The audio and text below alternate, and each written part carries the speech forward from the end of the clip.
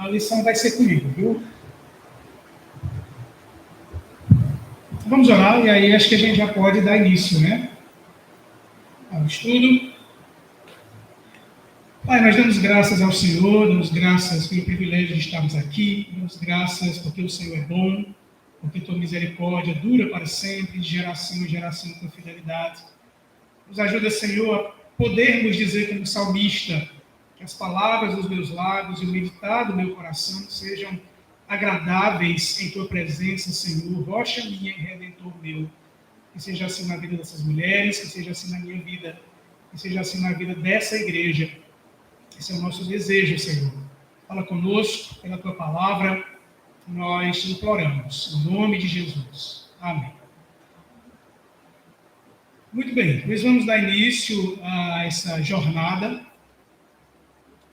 de estudos nessa obra maravilhosa que tem por título 12 Mulheres Extraordinariamente Comuns, do pastor e teólogo John MacArthur. John MacArthur é uma referência entre os bons pregadores. Ele é um senhor já de muita idade, pastor da mesma igreja há 38 anos, igreja que seu pai pastoreou por 43. Então, toda a história dessa igreja só teve dois pastores, John MacArthur, o pai, e John MacArthur, o filho. Homens honrados, e John MacArthur escreveu uma primeira obra que ele intitulou de 12 Homens Extraordinariamente Comuns, e percebeu a necessidade de ampliar essa obra, e foi quando surgiu a obra 12 Mulheres Extraordinariamente Comuns. E ele comenta que teve uma certa dificuldade, quando ele foi falar sobre os 12 homens extraordinariamente comuns, ele tinha como referencial os 12 apóstolos, então não foi difícil, porque ele tinha esses em mente. Mas quando ele foi escrever sobre 12 mulheres extraordinariamente comuns, ele precisou fazer uma triagem, porque há tantas mulheres extraordinariamente comuns nas páginas da Escritura. E ele começou, então, uma peregrinação que foi até um tanto mais difícil do que a primeira obra que ele escreveu, Os 12 Homens. Então, o que nós temos aqui é um esforço longo de pesquisa, onde, através de uma metodologia que nós chamamos de hermenêutica reformada, que tem o propósito de encontrar a vida e a obra dessas personagens ligadas a toda a estrutura da narrativa bíblica. Então, não são histórias deslocadas, não são histórias que têm um início e um final, mas são histórias que elas se encontram dentro de uma narrativa mais longa, que é toda a narrativa bíblica. Então, por isso que a gente vai fazer algumas aplicações no final, mostrando como que Eva, ela, por mais que ela tenha características admiráveis, outras não, mas aquilo que de importante nós precisamos observar em Eva é, na verdade, aquilo que ela é como um contraste a Cristo. E nós vamos perceber isso ao longo do nosso estudo, que nós vamos dividir, assim como o próprio John MacArthur dividiu, Eva na sua origem, na sua criação, Eva também no seu contexto de queda, e Eva também no seu contexto de redenção e esperança. Serão esses três momentos que nós vamos analisar sobre a vida dessa personagem tão importante. Eu vou só passar o slide aqui.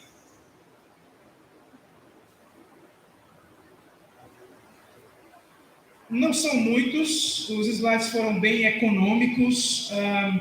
Como a gente dividiu o estudo em 3 partes, nós vamos ter também apenas 3 slides que vão nos ajudar aqui a termos um roteiro de como o autor, John MacArthur, ele percebeu, ele captou e como está distribuída a narrativa a respeito de Eva nesses 3 aspectos: sua criação, sua queda junto com toda a humanidade, mas também uma promessa maravilhosa de redenção e esperança, e como que ela foi paradigmática para todas as outras mulheres. porque a esperança prometida de Deus, da parte de Deus para Eva, se torna comum a todas as mulheres e também a todos os homens, uma vez que Eva é a mãe de todos os viventes. Muito bem. Então, não sei se as irmãs estão aí com os seus livros. A gente vai caminhar um pouquinho por cada um, alguns trechos, algumas citações que a gente vai fazer aqui. Nós vamos fazer a citação do que o autor escreveu e vamos comentar um pouco sobre por que essas palavras estão aqui e por que elas estão assim. Então, primeiro, a criação de Eva. Daqui a pouco a gente vai fazer uma leitura bíblica também, mas atenção para o que diz o autor. Logo no início do capítulo, ele diz assim: Eva deve ter sido uma criatura de beleza insuperável. Ela era a coroa e o ápice da incrível obra criativa de Deus. A primeira fêmea da raça de Adão foi o último ser vivo a ser chamado à existência, formada especialmente pelas próprias mãos do Criador, de um modo que demonstrou cuidado e atenção particular aos detalhes. Lembre-se de que Eva não foi feita de pó como Adão, mas cuidadosamente desenhada a partir de carne e ossos vivos. Adão era pó refinado. Eva era um aperfeiçoamento da própria humanidade. Ela foi um presente especial para Adão.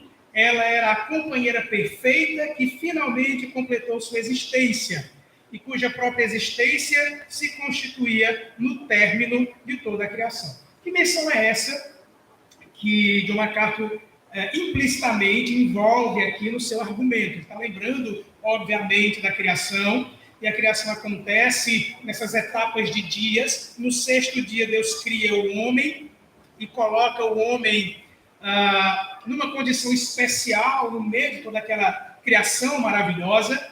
Ele é feito à imagem e semelhança de Deus.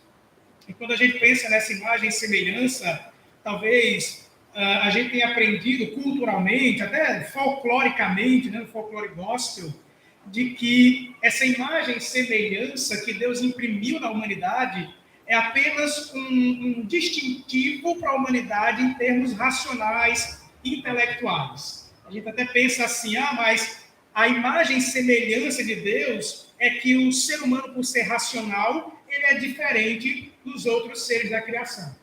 É verdade que somos racionais e que isso está implícito na imagem e semelhança de Deus impressa na humanidade. Mas sermos racionais e podermos desenvolver intelecto não é o todo da nossa imagem e semelhança. É apenas características, detalhes dados por Deus à humanidade para que ele fosse essa imagem e semelhança, para que ele cumprisse essa imagem e semelhança. Essa imagem e semelhança diz mais a respeito de uma função do que algo da essência da humanidade. E que função é essa? A função de representar Deus diante da criação. Adão e Eva não seriam deuses, obviamente, mas eles representariam Deus. Afinal, eles governariam sobre os demais elementos da criação. Só que, quando Deus cria Adão, e Adão vem primeiro, obviamente, segundo a cronologia da narrativa, ele começa a exercer sua vocação, a exercer sua função, e ele recebe ordenanças. Aquele microcosmo edênico, aquele espaço ali separado do meio de toda a outra criação de Deus. Deus havia criado muito mais do que o Éden, mas o Éden era um espaço separado da criação de Deus, como uma espécie de cosmo dentro do cosmo. Era um lugar ali, um templo sagrado, um lugar das ordenanças de Deus, e Deus deu ali a Adão essas ordenanças para que Adão se relacionasse com Deus espiritualmente, se relacionasse com o seu semelhante e se relacionasse com toda a natureza criada. Isso é que nós chamamos em teologia de pacto das obras. Há aí uma relação do homem com Deus onde há responsabilidades. E para o exercício dessas responsabilidades, Deus fez um aperfeiçoamento. Deus pegou algo que já era muito bom, ele mesmo já havia declarado a bondade em todas essas obras criadas, mas ele pegou a humanidade ali, que antes se limitava a Adão, o primeiro homem, mas ele cria Eva de maneira diferente. Há algo que distingue Eva, em termos criacionais, de Adão. Enquanto Adão é criado do pó, literalmente, do barro vermelho, Eva é criada de células vivas. Eva é criada de maneira mais orgânica, digamos assim. Então, há uma certa primazia de detalhes na criação de Eva. E é interessante lembrarmos que havia, naquela época, quem escreveu o Gênesis foi Moisés, e Moisés escreveu no contexto em que ele estava saindo do Egito, junto com o povo de Israel, e caminhando para a terra de Canaã. Então, eles estão saindo de uma terra pagã, que tinha explicações a respeito das origens, e iam para uma terra mais paganizada ainda mais plural em termos religiosos, e que haviam uma enormidade de explicações a respeito da origem, e nessas explicações, a mulher sempre era um ser extremamente limitado nessas explicações. Para vocês terem uma ideia, as mulheres nas cosmogonias egípcias, por exemplo, ela nada mais era do que uma falha na criação dos deuses. Nos mitos sumérios, a mulher nada mais era também do que um erro criacional.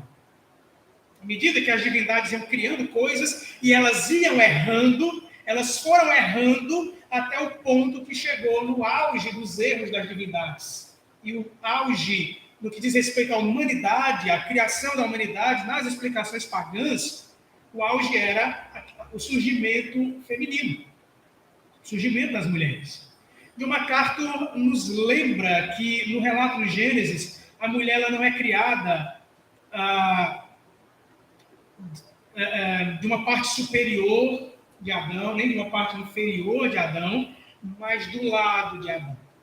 Ser criada da costela, inclusive há um comentarista antigo, clássico, Matthew Henry, fez um comentário, ele disse que Deus não criou Eva da cabeça de Adão para que ela fosse superior, não criou Eva dos pés de Adão para que ela não fosse escrava de Adão, mas do lado, debaixo do braço, para ser-lhe igual, para ser-lhe protegida, para ser ali protegida pelo varão, debaixo do braço. E ele diz mais, ao lado do coração, para ser amada. Então ela é a auxiliadora idônea de Adão para o exercício desses mandatos, dessas ordenanças criacionais. A ordenança de se relacionarem perfeitamente com Deus, lembrando que o Éden era uma realidade onde o mal ainda não influenciava, o mal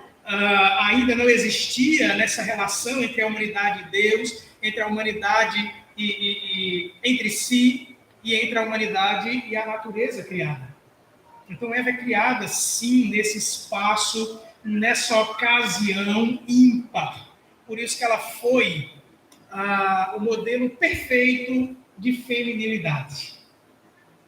Se pensarmos num modelo perfeito, o que nós temos aqui é uma mulher que não foi imaculada pelo pecado, originalmente. Então, ela não sofreu as feiuras das doenças, ela não sofreu as feiuras das anomalias genéticas, que são causas que são provocadas pelo pecado. Então, ela era a expressão perfeita da beleza feminina. Mas é interessante a ênfase bíblica. A Bíblia não enfatiza, na verdade, a Bíblia nem dá detalhes a respeito da estrutura física de Eva. A Bíblia não diz qual era a altura de Eva, ela não diz a cor dos olhos, ela não diz como eram os cabelos de Eva, ela não diz a respeito das curvas de Eva. A Bíblia tem um propósito maior. Ela quer expressar a feminilidade por um aspecto diferente, por um prisma diferente, por um olhar diferente.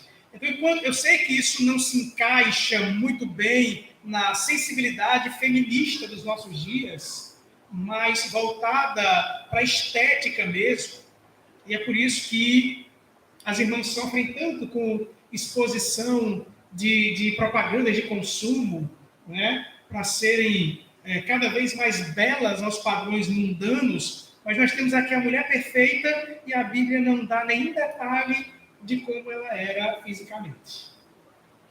Absolutamente. A Bíblia despreza essas informações completamente. Assim como despreza essas informações em relação ao homem. Enquanto Eva era essa mulher também tão bela, Adão também era a expressão de masculinidade, de beleza perfeita. Tá? É claro que isso vai ganhar um sentido maior. A masculinidade verdadeira, o exemplo máximo de homem perfeito, nós vamos ter em Cristo Jesus. E quando a gente vai para as páginas da Escritura, a Bíblia diz que esse homem perfeito nem tinha a beleza que nos atraísse. Então a gente vê que o padrão bíblico já enfatiza outra coisa. A ênfase não é os aspectos físicos de alguém, mas são seus aspectos teleológicos ou funcionais. O que é enfatizado, apesar de não termos um relato tão longo a respeito de Eva e também de Adão, mas nós temos um relato suficiente a respeito de sua funcionalidade dentro daquele projeto maravilhoso de Deus para os nossos primeiros pais. Então vamos abrir as nossas Bíblias.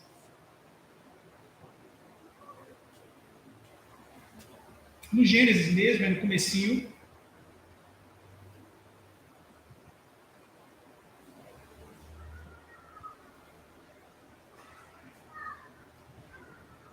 Gênesis capítulo 2.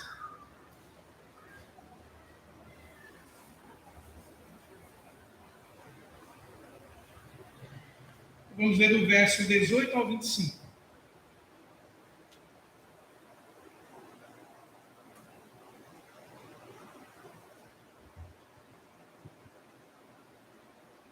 Gênesis 2, 18 ao 25. Para quem está em casa, Gênesis 2, 18 ao 25, diz assim: Disse mais o Senhor Deus: Não é bom que o homem esteja só. Far-lhe-ei uma auxiliadora que lhe seja idônea. Havendo, pois, o Senhor Deus formado da terra todos os animais do campo e todas as aves dos céus, trouxe-os ao homem para ver como este lhe chamaria. Então perceba, o homem ele já atuava no Éden antes da mulher. Ele recebeu os mandatos. Ele conhecia o Éden primeiro do que Eva. Ele tinha mais informações a respeito do Éden do que a sua mulher. Outra curiosidade é que Adão não pediu a Deus uma mulher. É uma ação divina. Então a mulher sempre fez parte dos propósitos eternos de Deus. Humanidade sempre foi um homem e uma mulher. Sempre foi binocular essa imagem e semelhança de Deus. A imagem e semelhança de Deus não é um homem. É um homem e uma mulher. Muito bem. Deu nome o homem a todos os animais domésticos, às aves dos céus e a todos os animais selváticos. Para o homem, todavia, não se achava uma auxiliadora que lhe fosse idônea. À medida que eram vindo a ele esses animais, ele percebeu que não havia uma semelhante a ele. Mas ele não fez esse pedido. A ação foi de Deus, a graça é de Deus. Conceder essa relação social, homem e mulher, e todas as outras relações que são construídas a partir dessa base, homem e mulher construindo a sociedade, isso é graça de Deus, é ação de Deus. Verso 21, então o Senhor Deus fez cair pesado sono sobre o homem, e este adormeceu. Tomou uma das suas costelas e fechou o lugar com carne, E a costela que o Senhor Deus tomara ao homem, transformou-a numa mulher e lá trouxe. E disse o homem: esta, afinal, é osso dos meus ossos e carne da minha carne, chamar-se-á varoa, porque do varão foi tomada. Por isso, deixa o homem pai e mãe e se une à sua mulher, tornando-se os dois uma só carne. Ora, um e outro, o homem e sua mulher, estavam nus e não se envergonhavam. Vejam que detalhes, que riqueza de detalhes desse tempo de origem. Então veja que Deus concede a Adão uma auxiliadora idônea. Então perceba que aqui nós temos a maneira como Deus se relaciona com a humanidade, a maneira como a humanidade se relaciona entre si, nessa relação social, aqui tendo essa relação primordial, original, aquela que dá origem a todas as outras relações, que é o casamento, e a maneira como agora Adão e Eva, dentro desse espaço, dentro desse jardim, eles desfrutavam de inocência. Eles podiam viver nus e não precisavam se envergonhar de nada disso. Essa é uma descrição de como aquele microcosmo chamado Éden, aquele espaço das ordenanças de Deus, era um lugar cheio de ordem. Era um lugar onde as ordenanças de Deus eram vividas. Aqui não havia politeísmo, aqui não havia multiplicidade de religiões, aqui havia uma relação perfeita da humanidade com Deus, da humanidade entre si, do homem com o seu semelhante e da humanidade com a natureza criada por Deus. Essas três ordenanças, o mandato espiritual, o mandato social, a relação vertical, a relação homem e Deus, a relação horizontal do homem com o homem e a relação que continua horizontal do homem com a natureza se dava de maneira perfeita. É interessante essa unidade, inclusive essas relações sociais, esse chamado a desenvolver relações sociais é tão paradigmática no casamento e de maneira espelhada aqui na relação de Adão e Eva, que algumas nuances da relação da Trindade só podem ser vividas em relações sociais. Então, enquanto Adão e Eva foram criados para terem unidade, igualdade e diversidade de funcionalidade, diversidade de funções, uma funcionalidade diversa, assim também é a Trindade. Deus, sendo um, subsistindo em três pessoas, sendo um em divindade, mas subsistindo em três pessoas, são perfeitamente unidos, perfeitamente iguais em essência. Deus Pai não é diferente em glória do Deus Filho, que não é diferente em glória e atributos que o Deus Espírito. É assim a Trindade. E o casamento é um espelho dessa relação, sendo unidos nessa relação monossomática, sendo iguais em essência, iguais ontologicamente, na mesma essência, mas com funções diferentes. Aqui nós temos Adão, que foi criado primeiro, sendo aquele que deveria representar o seu semelhante, e temos então a mulher sendo criada para ser sua auxiliadora idônea. E talvez você pergunte: mas é possível ser auxiliar e ser igual? Aí eu pergunto a vocês: quem das pessoas da Trindade se fez servo? Quem se fez servo? O Filho? O Filho se fez servo. E o Filho, quando ele se fez servo, ele deixou sua divindade? Ele abriu mão de ser Deus? Ele se tornou menor do que o Pai? Não.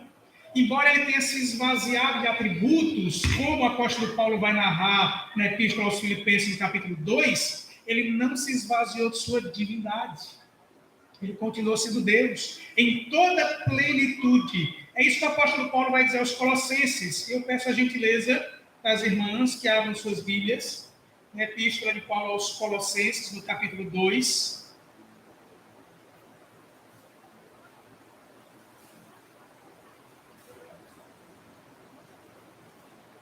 Colossenses 2:9. E percebam que o servo sofredor, Jesus, aquele que assumiu o papel messiânico de servo, como que a Escritura o descreve. Colossenses 1:9. Diz assim o apóstolo Paulo: porque nele habita corporalmente toda a plenitude da divindade. Muito bem. Paulo não diz que nele habita corporalmente uma parcialidade da divindade, mas toda a plenitude da divindade. Então, naquele homem que caminhou ali pelas ruas de Nazaré, pelas ruas da Galileia, pelas ruas da Judéia, pelas ruas da Palestina, ali estava Deus em carne, Deus completo.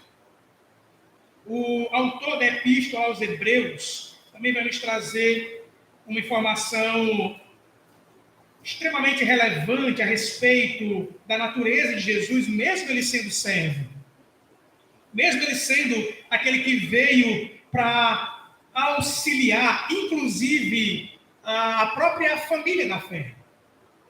Ele mesmo se descreve como aquele que não veio para ser servido, mas para servir, e ele não abriu mão de sua divindade. Então, o autor aos Hebreus ele vai dizer, no capítulo 1, no versos 2 e 3, e bem direto, o autor aos Hebreus diz assim: nestes últimos dias nos falou pelo Filho, a quem constituiu herdeiro de todas as coisas, pelo qual também fez o universo, ele que é o resplendor da glória e a expressão exata do seu ser, sustentando todas as coisas pela palavra do seu poder, depois de ter feito a purificação dos pecados, assentou-se à direita da majestade nas alturas. O que é que o autor diz? Aí logo no começo do versículo 3, ele que é o resplendor da glória e a expressão exata do seu ser. A expressão exata do ser de Deus. Nada mais, nada menos. O evangelista João, no seu evangelho, no capítulo 1, ele vai dizer, repetindo o Gênesis, repetindo a criação. Engraçado que João começa o evangelho mencionando a criação. E ele diz no capítulo 1, essas palavras a respeito de Jesus. Ele diz: no princípio era o verbo, e o verbo estava com Deus, e o verbo era Deus. Então, apesar desse verbo ter encarnado, como ele vai dizer, este que veio em carne, que habitou entre nós, no verso 14, cheio de graça e de verdade, e vimos a sua glória, glória como do unigênito do Pai. Então não há diferença em termos de glória, em termos de poder.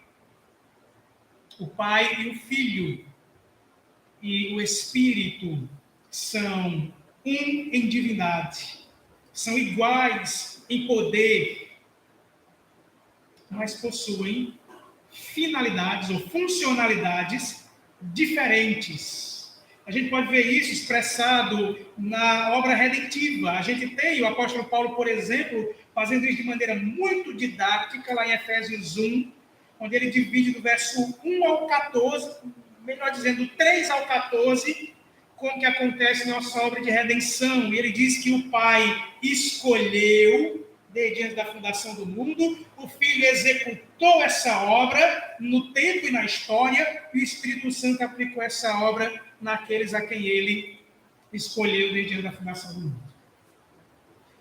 Então nós temos aí, na própria salvação graciosa que nos alcança, o Pai, o Filho e o Espírito Santo fazendo obras diferentes. E, meus irmãos, quando nós olhamos isso, nós olhamos para a criação, quando nós olhamos para essa relação de Adão e Eva, e lemos que a Escritura coloca na posição de auxiliadora, isso anda longe de fazer dela um ser inferior a Adão, assim como Cristo em nada era inferior ao Pai. Assim como o Espírito Santo em nada é inferior ao Filho, e ao Pai. Mas Deus criou assim, para que essa comunhão de homem e mulher no matrimônio e nas funcionalidades criacionais, a Trindade fosse vista nessa relação. Então, que privilégio! Quando homem e mulher exercem suas funcionalidades, elas estão dando testemunho da unidade, da igualdade e da diversidade da própria Trindade. Então, são nuances da Trindade que só podem ser vividas dentro dessas relações sociais. E a principal delas é o matrimônio. Enquanto a gente vive nessa cultura que despreza o matrimônio e que tenta subverter, distorcer e aplicar à mulher e aos homens funcionalidades diferentes, a Escritura aponta para outro prisma. Um eco não na aparência física, mas um eco no espelho da Trindade que eles formam quando estão unidos, agindo dentro das suas características, dentro das suas funcionalidades criacionais. Muito bem.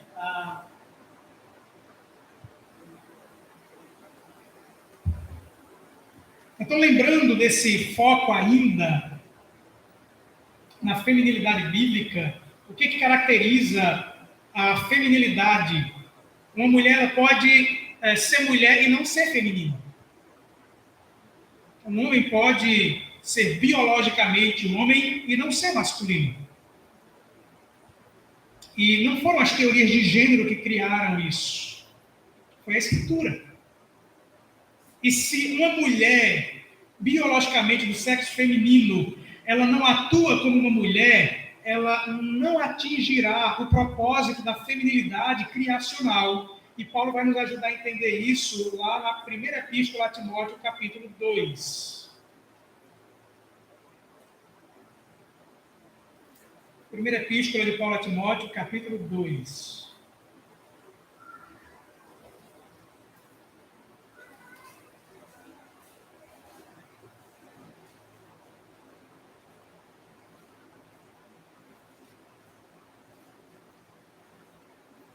Primeira Timóteo 2, verso 8 ao 15.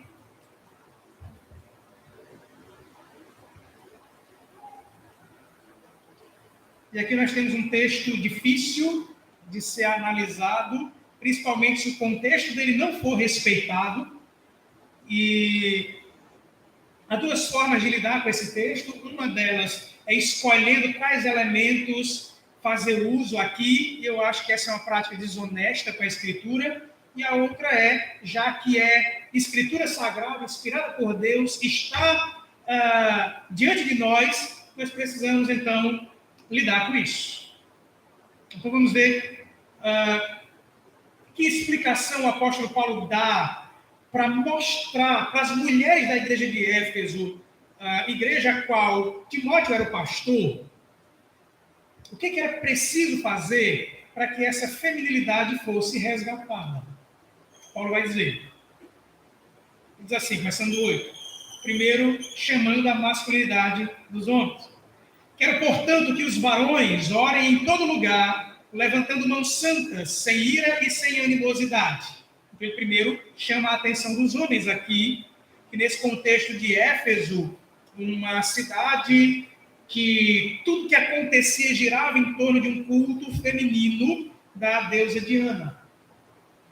Éfeso tinha um templo dedicado a Diana, uma das 7 maravilhas do mundo antigo, que tinha 6 quilômetros de extensão.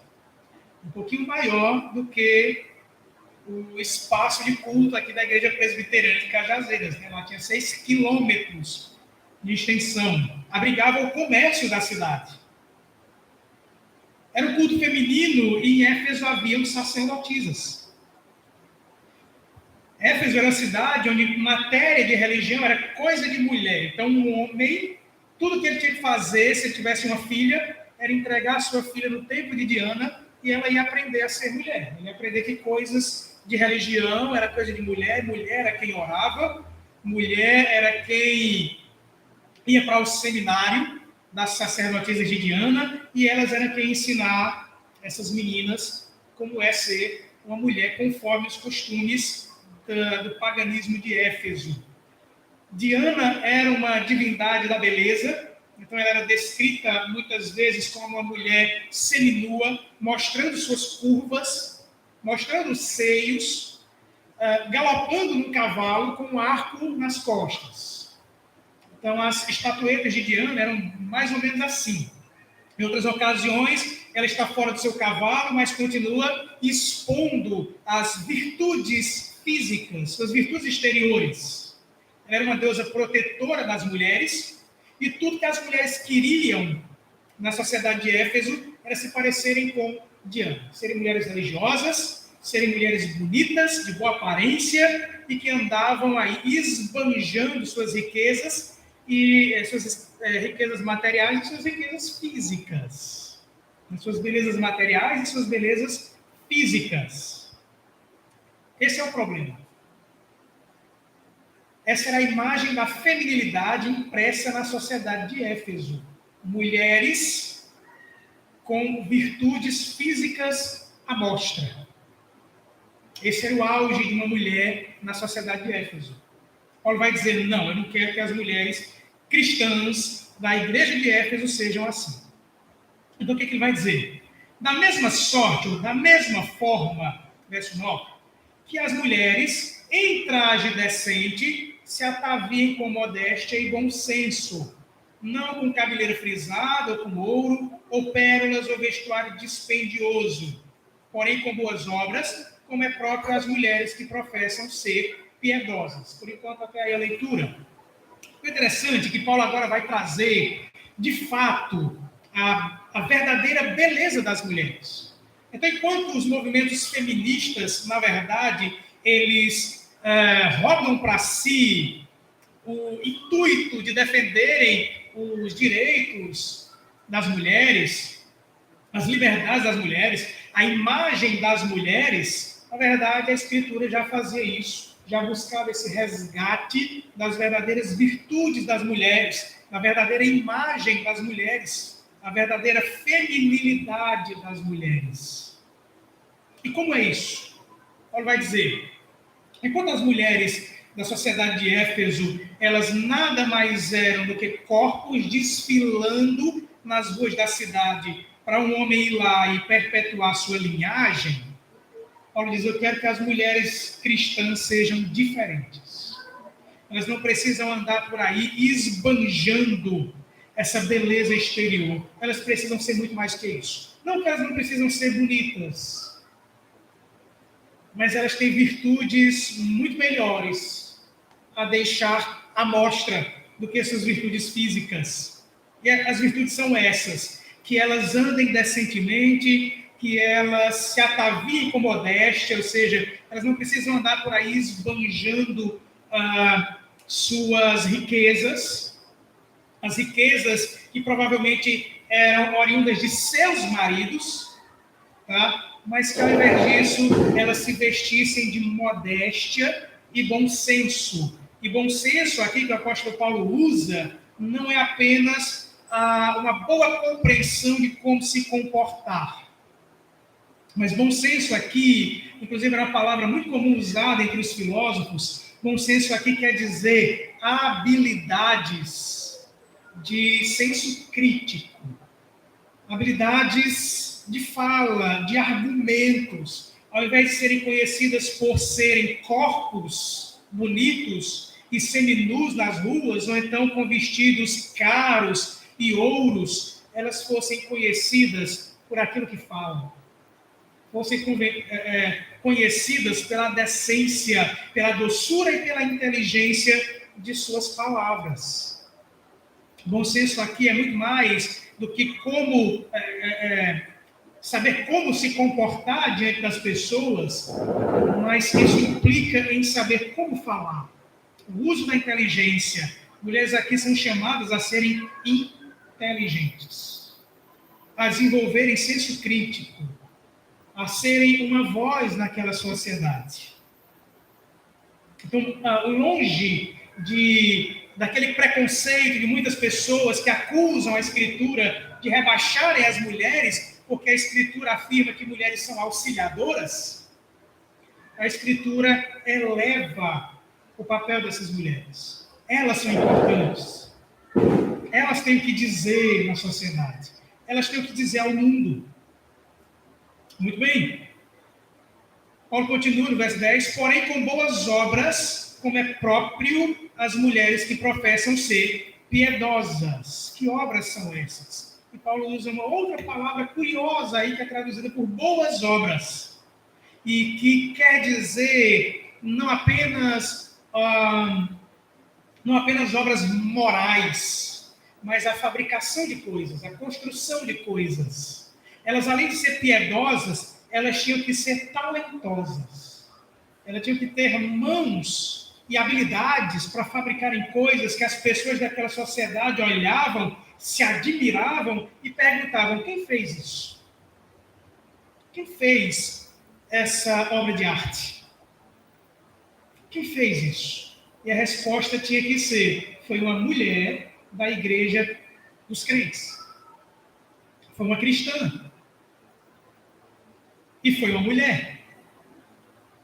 E agora Paulo vai dizer uma coisa que às vezes desce de maneira espinhosa, arranhando a garganta, mas como eu disse no começo, o texto está aí e ou nós fugimos dele ou nós o encaramos.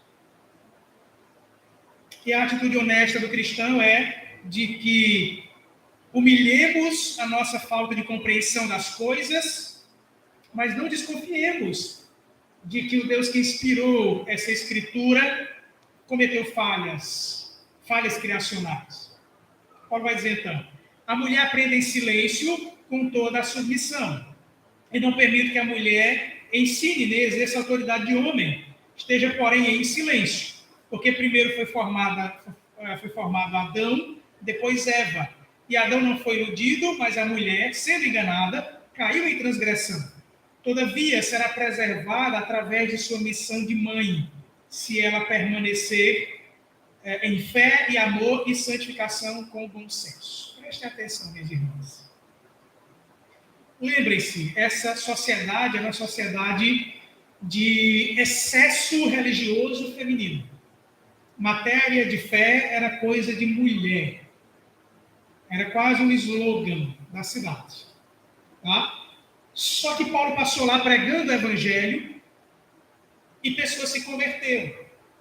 E muitas dessas pessoas eram mulheres que estavam no templo de Diana e elas eram sacerdotisas. E eram elas que recebiam os oráculos da divindade, eram elas que eram as transmissoras desse conhecimento da divindade patrona da cidade. Então elas eram conhecidas por serem as pregadoras, as mestras, as doutoras da mensagem do evangelho pagão. Eram elas as transmissoras do conhecimento religioso naquela cidade. Só que essas mulheres se converteram e estavam agora na igreja onde Timóteo era o pastor. Então imagine essa confusão. Essas mulheres chegam e elas têm a propriedade da fala da matéria religiosa. E elas não aceitam que o jovem pastor Timóteo e os presbíteros que Paulo instituiu ali para liderarem aquela igreja, de fato, fossem liderança sobre elas.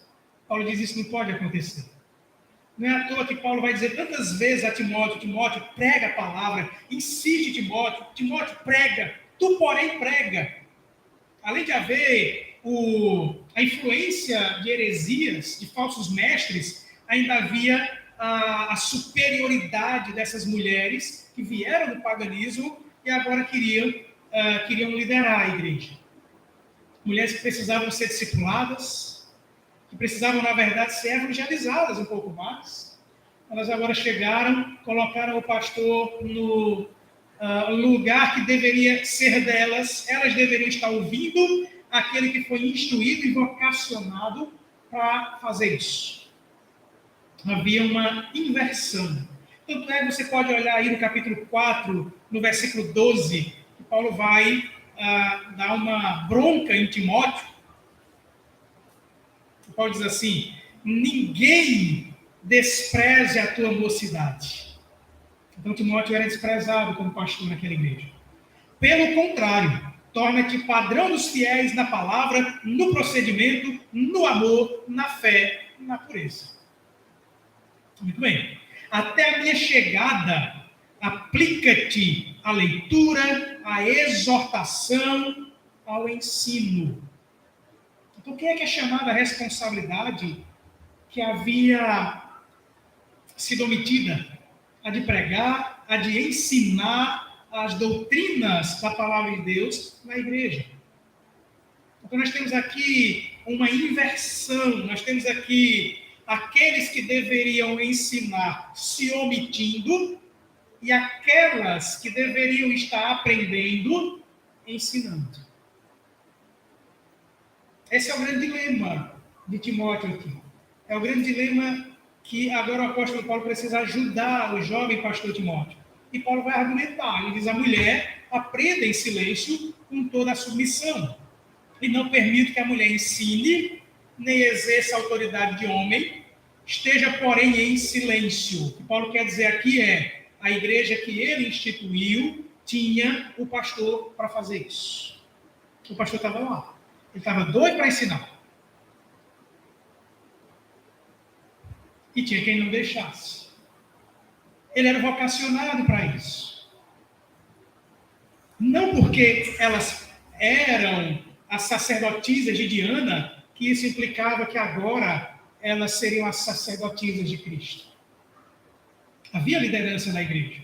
Havia presbíteros. Paulo, ao se despedir da igreja de Éfeso, quando ele está no porto lá em Mileto, ele manda chamar os presbíteros da igreja de Éfeso para dar instruções a eles, para que eles liderassem a igreja.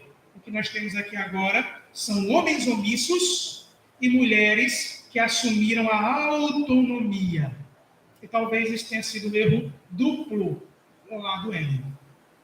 Eu vou passar aqui agora para o segundo slide.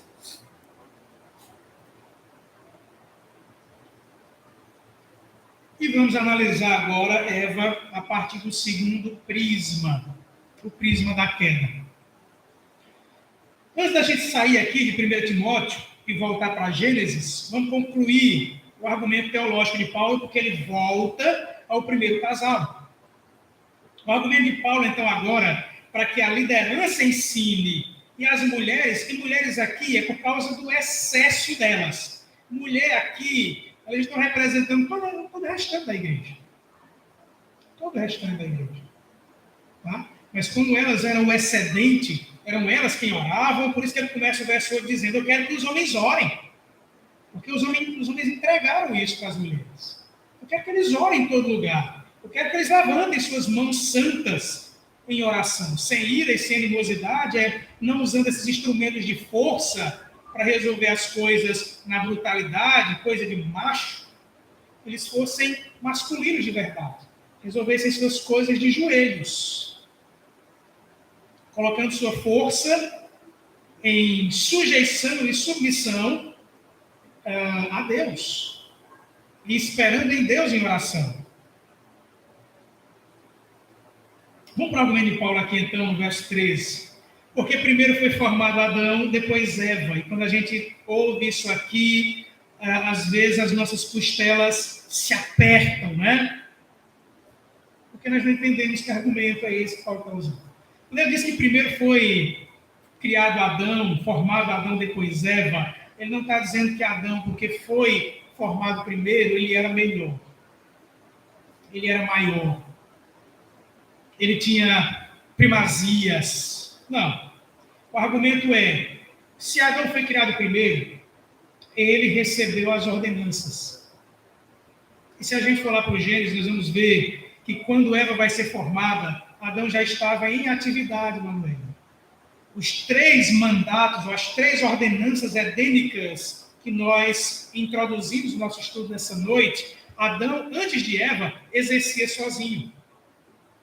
Então, a responsabilidade de ensinar aquela auxiliadora idônea, de mesma altura dele, do lado dele, igual com ele, em unidade com ele, mas com papéis diferentes. O papel de Adão ali era de ensinar sua mulher como que funcionava aquela realidade que eles dois estavam vivendo. Como que eles iriam se relacionar com Deus, era papel de Adão explicar. Como que eles deveriam se relacionar um com o outro, era papel de Adão explicar. Como que eles iriam se relacionar com o restante da criação, com a natureza, era papel de Adão ensinar. Então, o que Paulo quer lembrar aqui é que Adão recebeu essas responsabilidades. Agora volta para o Éden. Depois a gente vem para cá de novo. Volta para Gênesis. Vamos lá para o capítulo 3, para o relato da queda. Nosso prisma agora é o prisma da queda. Gênesis 3.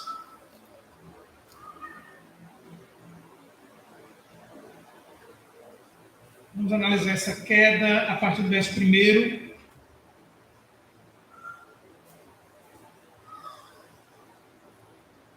Preste atenção no relato.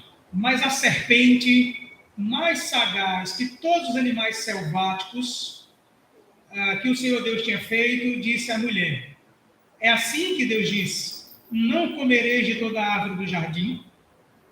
Respondeu-lhe a mulher: do fruto das árvores do jardim podemos comer, mas do fruto da árvore que está no meio do jardim, disse Deus, dele não comereis, nem tocareis nele, para que não morrais. Bom, preste atenção nisso. Aqui nós temos uma distorção da realidade. Se você voltar para o capítulo 2, nos versos 15 ao 17, você vai ver quais as ordenanças de Deus em relação a essa proibição. Perceba o que Deus diz. Olha o relato. Tomou, pois, o Senhor Deus ao homem e o colocou no jardim do Éden. E perceba que essa ordenança de cultivar o jardim vem antes da criação de Éden.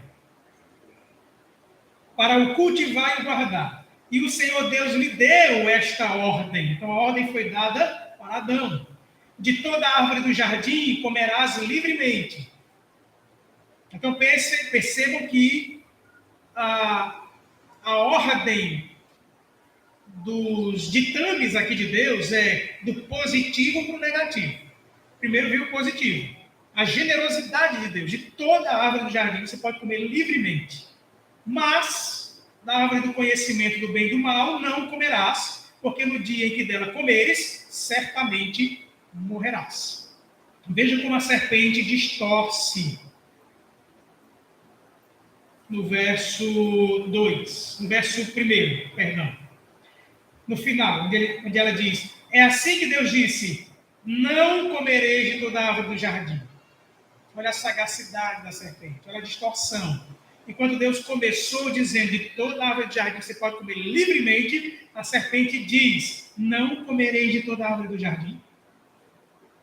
Deus lhe proibiu de comer das árvores do jardim.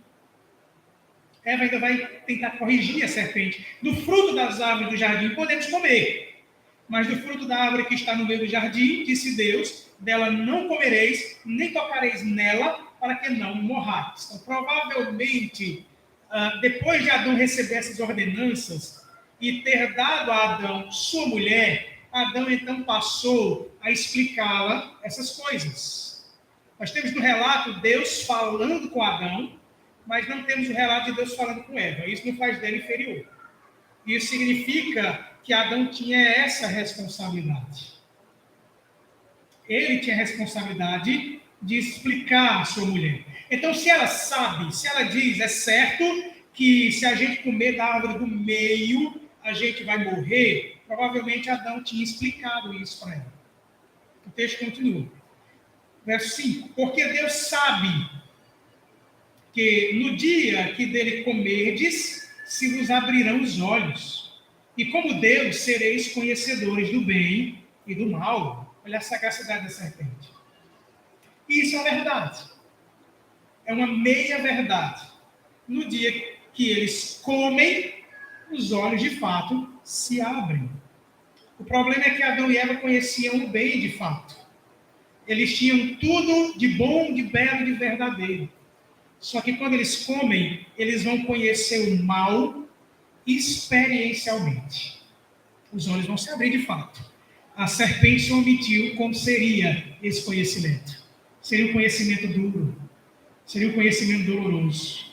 Verso 6. Vendo a mulher que a árvore era boa para comer, agradável aos olhos e árvore desejável para dar entendimento, tomou-lhe do fruto e comeu. E deu também ao marido e ele comeu. Imediatamente, então, os olhos se abrem, o entendimento se abre, e eles agora vão experimentar o mal. O mal vai passar a ser uma experiência dolorosa para a humanidade, que antes só desfrutava do bem.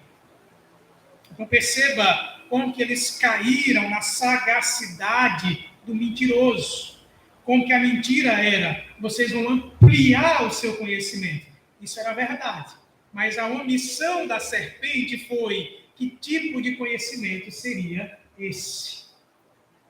E a humanidade, então, ao buscar essa experiência nova, não se satisfazendo com o bom, com o belo e com o verdadeiro, quiseram saber que experiência era essa prometida agora pela serpente. E seus olhos se abriram. Verso 7. Abriram-se então os olhos de ambos e, percebendo que estavam nus, coseram folhas de figueira e fizeram cintas para si. Interessante, a humanidade agora caiu, ela agora passa a experimentar o mal, o que antes, no final do capítulo 2, o relato é que eles estavam nus e não se envergonhavam, havia pureza diante de seus olhos, os seus olhos agora viam toda a sujeira a qual eles haviam se imergido. E tentaram se esconder. E o que eles fizeram? Pegaram folhas de figueira e costuraram uma vestimenta para si. E aqui é a tentativa, é a ilustração da tentativa humana de resolver o problema da sua queda. O problema é que não era possível. Era necessário que a nudez de Adão e Eva fossem cobertas, é verdade. Mas essa nudez só vai ser coberta cabalmente com uma ação graciosa de Deus, que a gente vai ver no terceiro movimento, que é o movimento da redenção e da esperança. Por enquanto eles vão amargar. Por enquanto eles vão sentir, experienciar. É uma experiência nova. É um ampliar de conhecimentos. Mas era um conhecimento que era melhor não ter. Era uma experiência que era melhor não sentir. Muito bem. A narrativa continua. Quando ouviram a voz do Senhor Deus que andava no jardim pela viração do dia, esconderam-se da presença do Senhor, o homem e sua mulher, por entre as árvores do jardim. O que aconteceu? Depois que caíram, veio a tardinha, um dia normal no Éden, quando Adão e Eva pecaram, o Éden não apagou suas luzes, não aconteceu nada de diferente, a não ser pelos olhos da humanidade. Eles passaram a enxergar que as coisas estavam diferentes. Passaram a sentir vergonha e passaram a sentir medo. E aqui é o relato da primeira experiência dessa relação psicológica de medo. O medo vai aparecer pela primeira vez nos relatos da humanidade por essa separação da humanidade de Deus. Por essa quebra dessa relação espiritual com Deus. Por causa do pecado.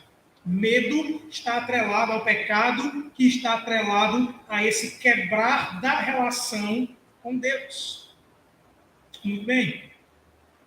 Então a desgraça começa a fazer parte da experiência humana.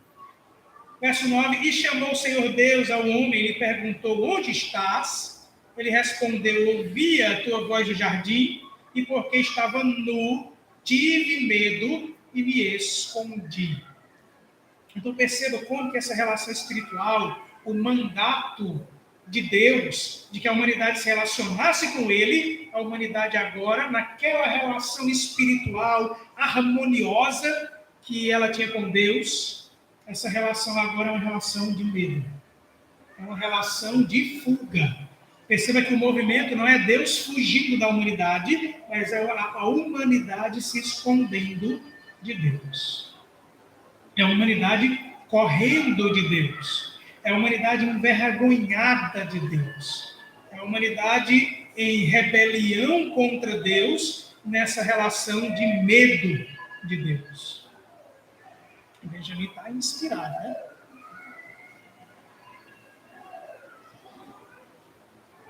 Parece que está numa coletividade, né? Vai lá, Amanda, socorre. Vamos continuar aqui. Todo famoso livre-arbítrio que veio a algum país de verdade, ele foi, pode se dizer, que acabou nesse campo, aqui no capítulo 2, no versículo 16 e 17, continuando com 6 e diante. Sim, a teologia, os antigos, eles diziam que a humanidade foi criada com o que eles chamavam de pós-pecare e pós-não pecare. Pós-pecare e pós-não-pecare. É uma relação de obras que eles tinham a fazer. É uma relação de aliança com uma responsabilidade que nós podemos chamar de, me fugiu o termo agora, de condicionalidade. Essa condicionalidade era o uso da vontade, e essa vontade ainda não era maculada pelo pecado. Né? O problema é que quando a humanidade pecou, nós perdemos o posse não pecar. Nós não temos mais liberdade para escolher entre pecar e não pecar. Então, nós de fato temos vontades, mas nossa vontade ela é uma vontade influenciada pelo pecado. Não é mais uma vontade livre. Tá? Então, mesmo aqueles que defendem essa total liberdade da humanidade, é fácil a gente perceber como que não há nas práticas mais simples do dia a dia. Quando você veio para cá, por exemplo, você deve ter escolhido uma roupa, né? Você não veio nu? Por causa de Adão e Eva, a gente não anda nu. E você escolheu uma roupa, e provavelmente, talvez, aquela roupa mais fácil de passar. Tem uma condicionalidade ali. Você escolheu um caminho. Esse caminho tem algumas motivações por trás da sua escolha de ter vindo para cá. Talvez por ser o único caminho. Né?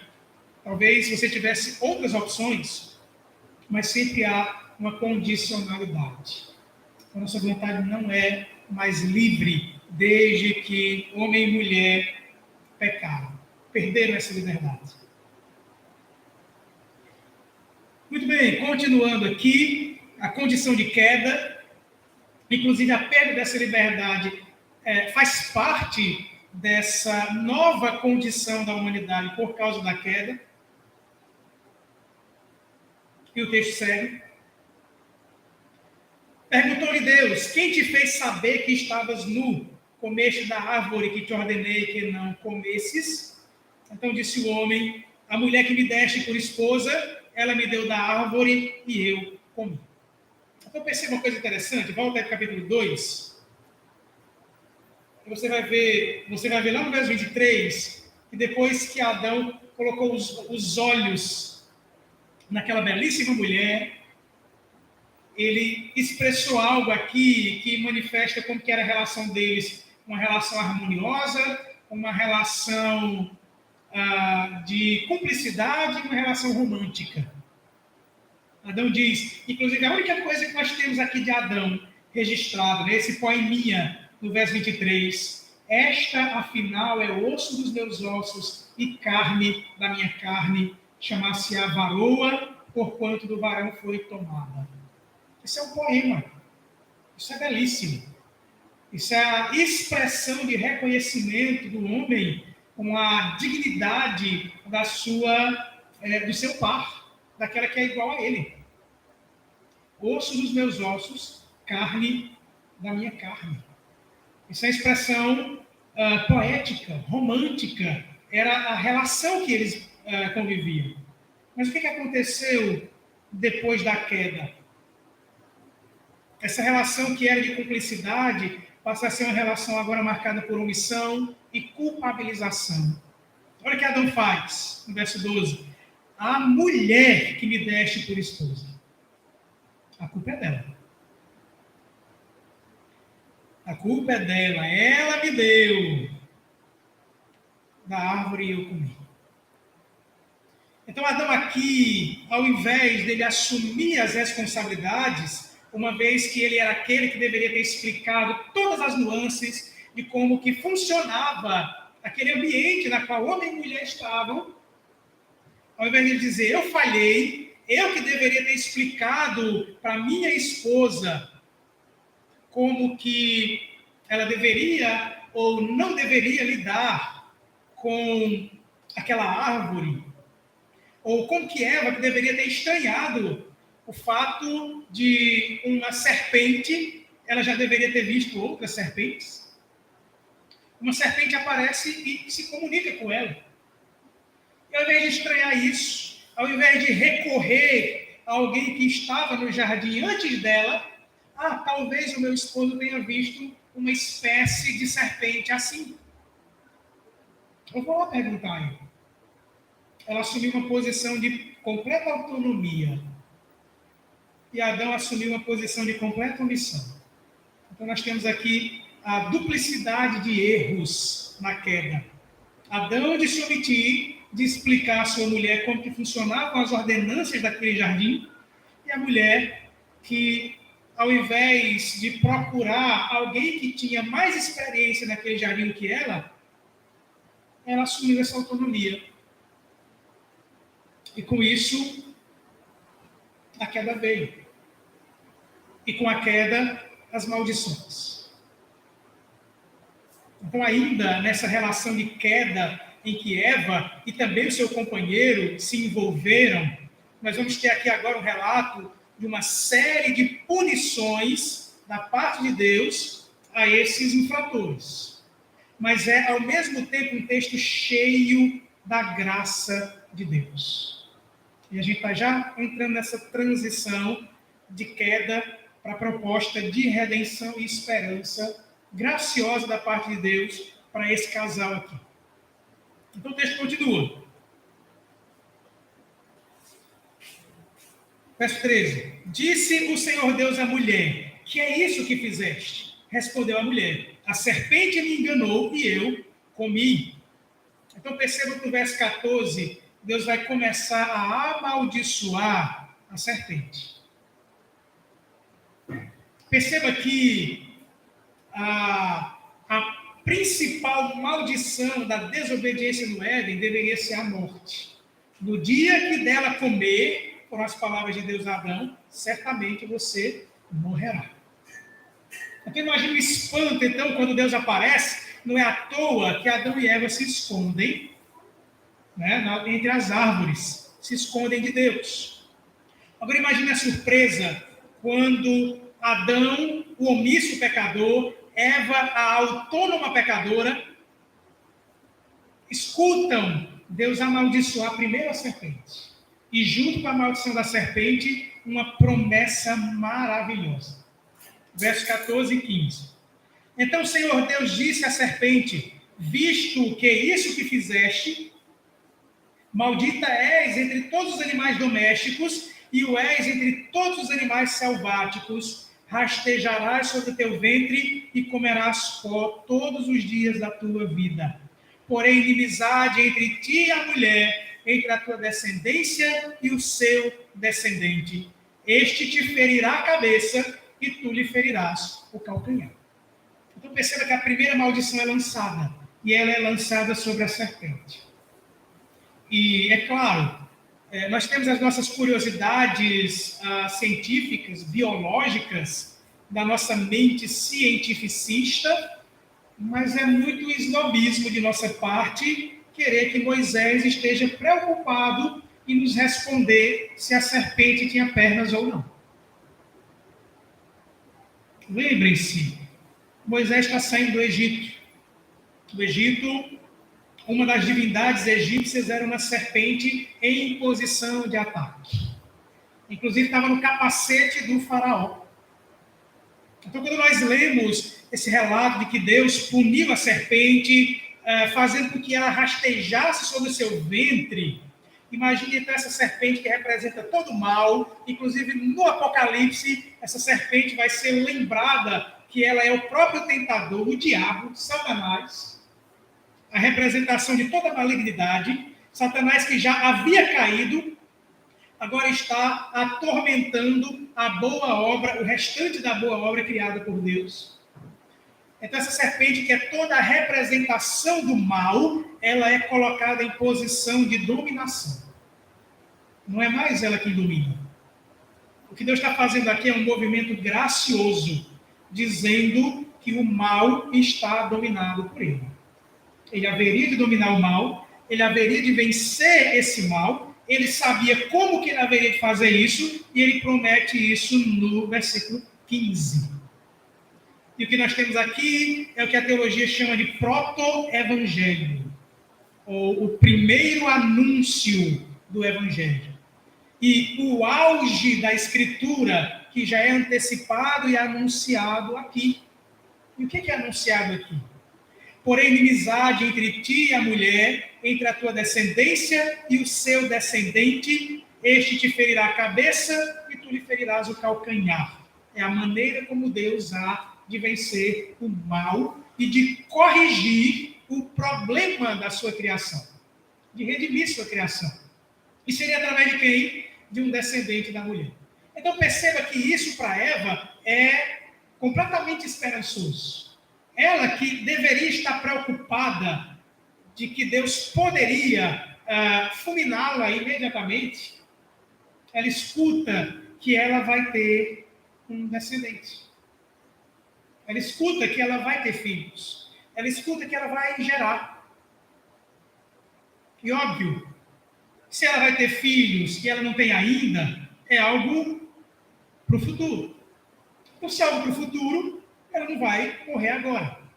Tem graça de Deus aqui, preservando a mulher, porque Deus haveria de, através dessa mulher, gerar descendentes, e dentre esses descendentes, um viria e pisaria definitivamente a cabeça dessa serpente. Agora eu vou passar aqui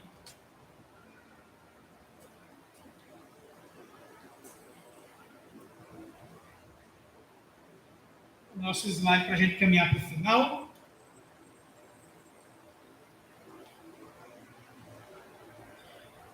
E como que a partir dessa maldição, a primeira maldição, Deus já anunciou sua graça corrigidora.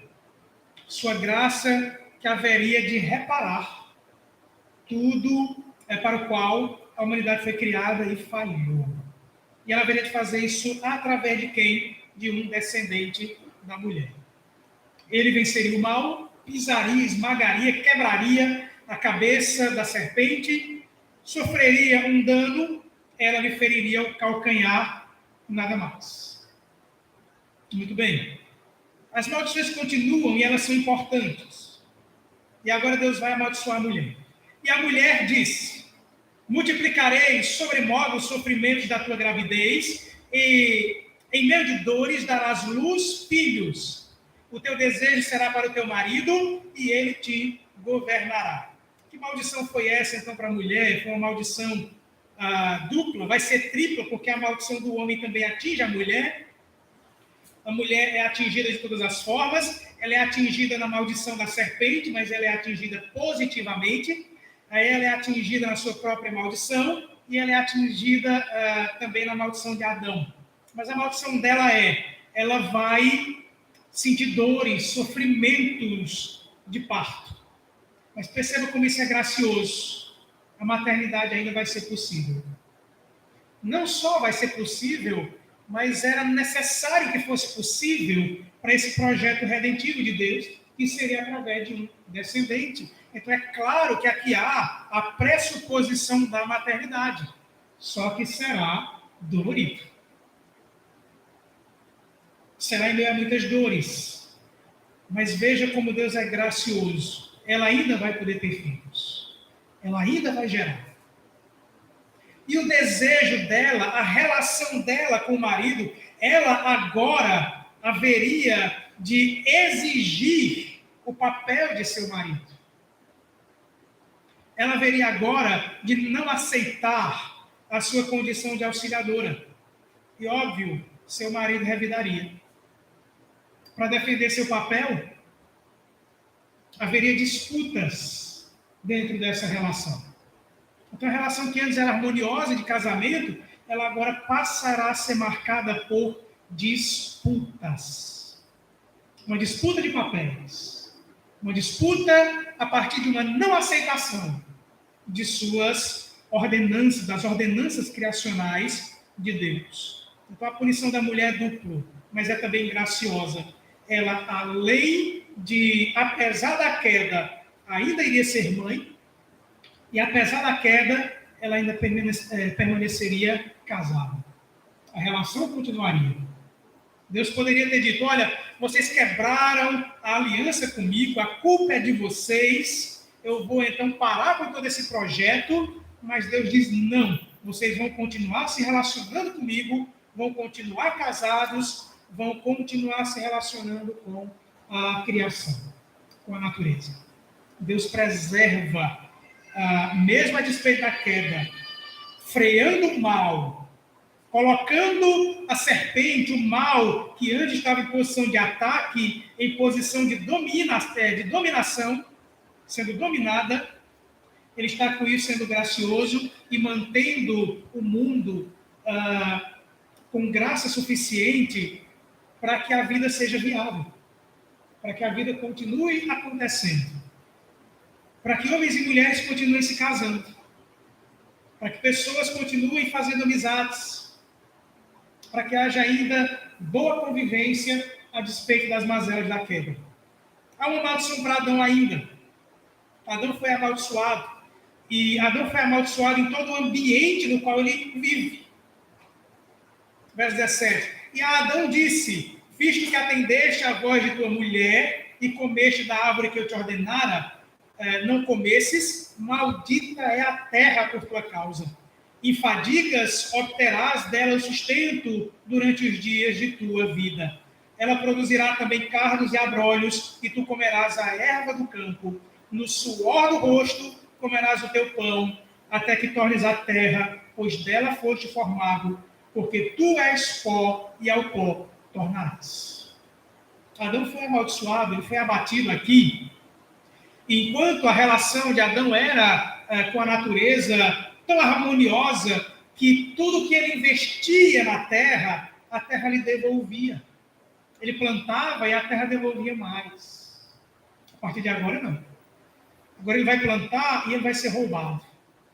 Ele vai plantar e a natureza não vai lhe devolver. Ele vai plantar e as chuvas não virão com a mesma abundância de antes. Ele vai plantar e a natureza vai disputar com ele o que ele plantou. Vai ser duro. Mas Deus ainda é gracioso, porque mesmo sendo duro, ainda é dessa mesma natureza que Deus haveria de prover o sustento para Adão e para todos os seus semelhantes.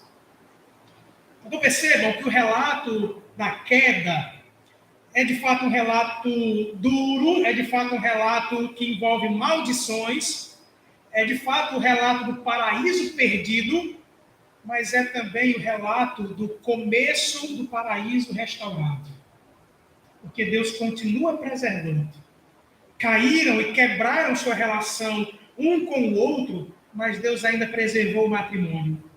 Eles ainda iriam frutificar, ainda haveria de ter filhos, frutos, e um desses descendentes desse primeiro casal haveria de ser o Redentor. Quanta graça aqui. Quebraram sua relação com Deus, estavam nus, medrosos nessa relação com Deus, mas Deus haveria de corrigir isso também. E como que ele faz isso? Verso 21.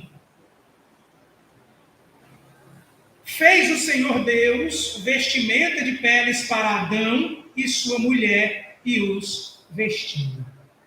O que Deus fez aqui agora?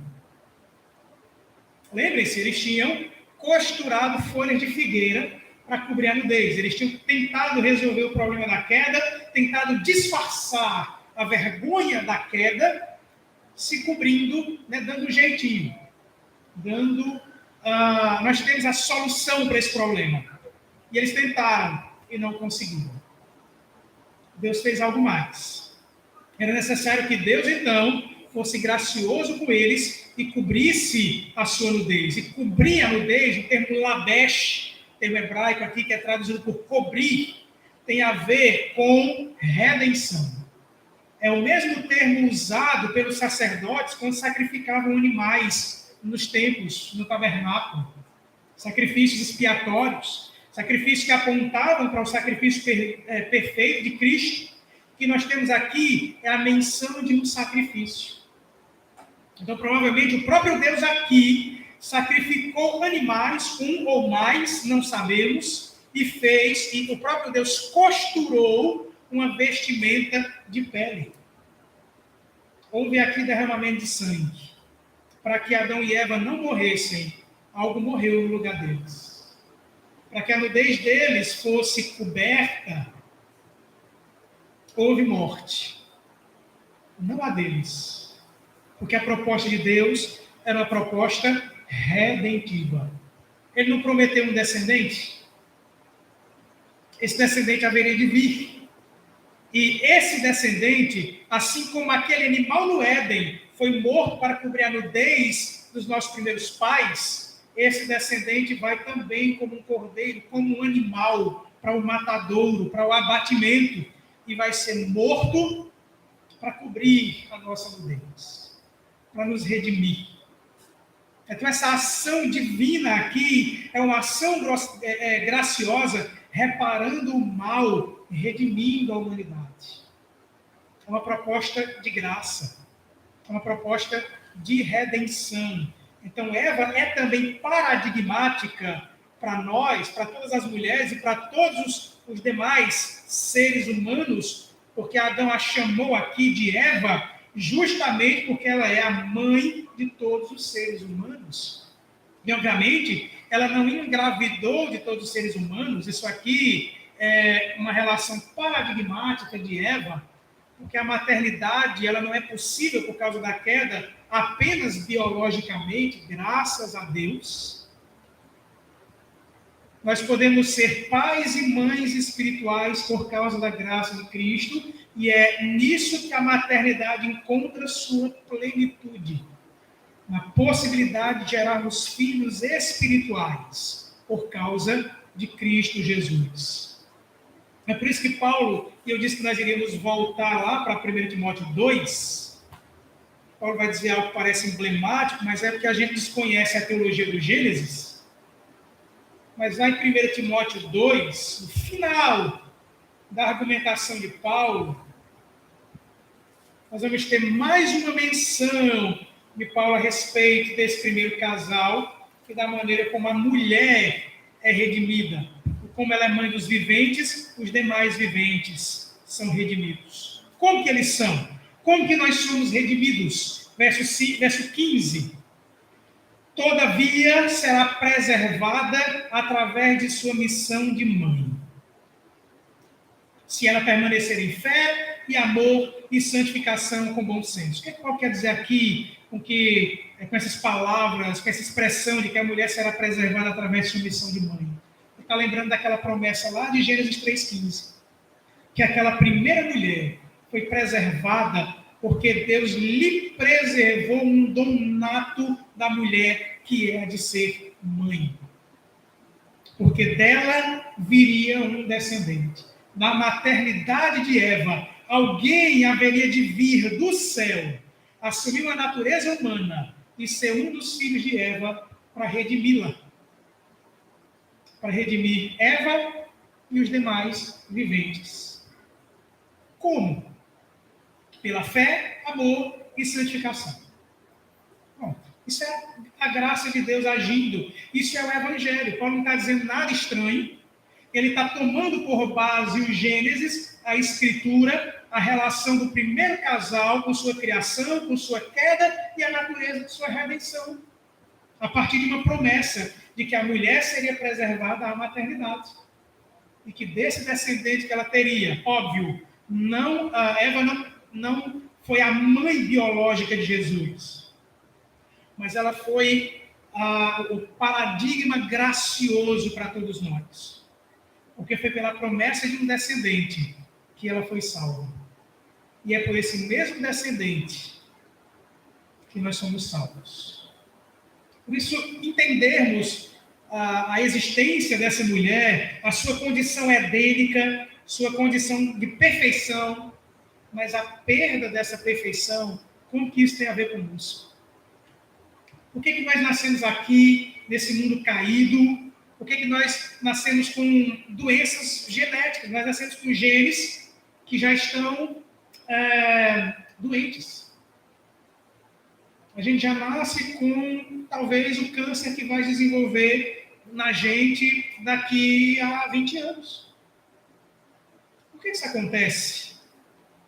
Porque nós somos herdeiros de tudo isso. Você talvez possa até questionar, mas que culpa eu tenho, que relação eu tenho com Adão e Eva, por que eles pecaram, por que eu tenho que pagar? Não é essa a questão. Veja bem, quando Adão e Eva pecaram e quebraram a relação entre si, a violência passou a fazer parte das relações sociais. Não é à toa que no capítulo 4, o capítulo seguinte depois da queda, tem o primeiro homicídio. O descendente escolhido por Deus para levar a continuação da genealogia do Redentor, Abel, foi morto pelo seu irmão. Depois, o narrador de Gênesis vai falar dos descendentes de Caim, os descendentes da serpente. E Moisés vai dizer que um homem chamado Lameque, um descendente de Caim, ele mata outro porque pisou no seu pé. Então a relação dos homens caídos agora é violência entre os homens. Essa é a relação de queda. Aí você diz, mas o que tem a ver com isso? Olha a nossa geração. Olha o comportamento da nossa sociedade, olha para algumas décadas atrás e olha as grandes guerras mundiais. Se duas não bastassem, olha a Guerra Fria. Não aprendemos nada com isso. A gente fez violência ainda maior. Então nós somos culpados, sim. Nós temos a ver com isso.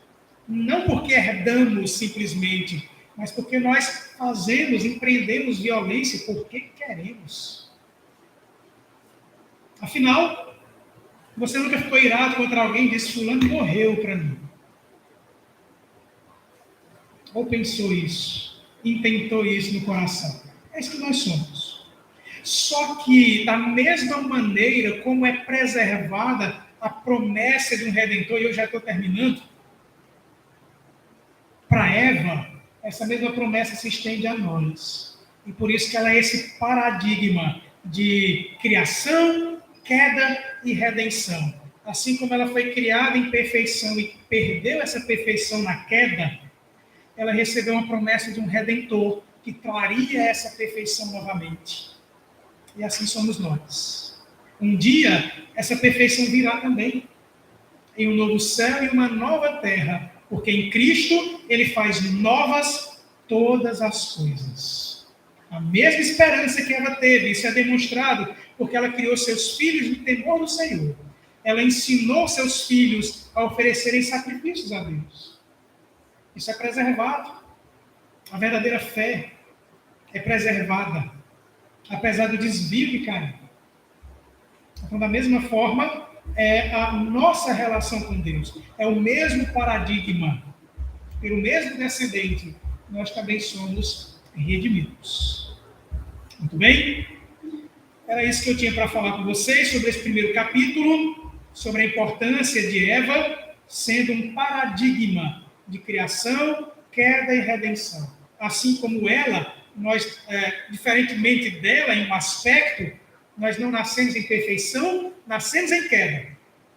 Pela redenção do descendente dela, nós chegaremos à perfeição em Cristo. Voltaremos àquele estado original com a qual nossos primeiros pais foram criados. Amém? Muito bem.